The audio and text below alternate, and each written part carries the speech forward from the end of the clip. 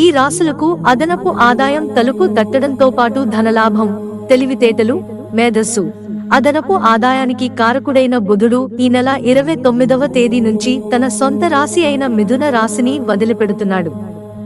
కర్కాటక రాశిలోకి ప్రవేశిస్తుండటంతో కొన్ని రాశుల వారికి అదనపు ఆదాయ మార్గాలు వస్తాయి. జూలై 19వ తేదీ వరకు కర్కాటక రాశిలోనే ఉంటాడు. దీనివల్ల ఆర్థిక పరిస్థితులు మెరుగుపడి చిక్కులు, ఇబ్బందులు, సమస్యల నుంచి పరిష్కారం లభిస్తుంది. ఏ రాశుల వారికి ఏ విధమైన ప్రయోజనాలు కలగబోతున్నాయో ఇప్పుడు తెలుసుకుందాం.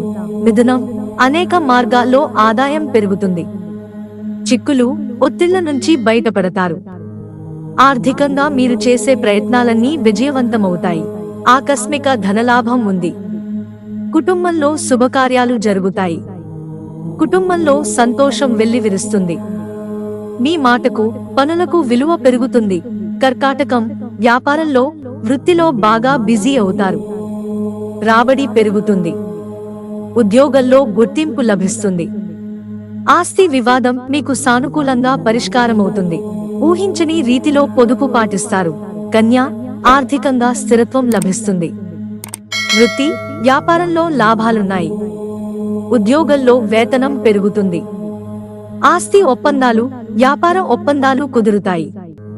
ఆర్థిక సమస్యల నుంచి బయటపడతారు. ఆరోగ్యం బాగుంటుంది. డబ్బుకు సంబంధించి ఏ ప్రయత్నం తలపెట్టినా విజయం సాధిస్తారు.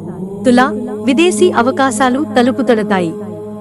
వృత్తి, వ్యాపారాల్లో విజయం ఉంది. ఉద్యోగంలో హోదా పెరుగుతుంది. ఉద్యోగ రీత్యా విదేశాలకు వెళతారు. ఒకే రాశిలో 2 గ్రహాల వల్ల వీరికి అన్ని ఇబ్బందులే. ఒకే రాశిలో 2 గ్రహాల వల్ల వీరికి అన్ని ఇబ్బందులే. మకరం, ఆకస్మిక ధనలాభం ఉంది. అదనపు ఆదాయ మార్గాలు విస్తరిస్తాయి. పత్రార్జితం కలిసి వస్తుంది.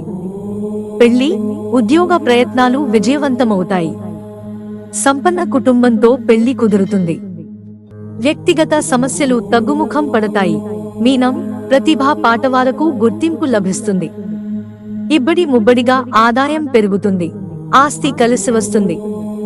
విదేశాలకు వెళతారు. వేతనాలు పెరుగుతాయి. వ్యాపారం, వృత్తి కొత్త పుంతలు తొక్కుతాయి. మిత్రులారా, ఛానల్ సబ్స్క్రైబ్ చేసుకోవడం మర్చిపోకండి. ధన్యవాదాలు.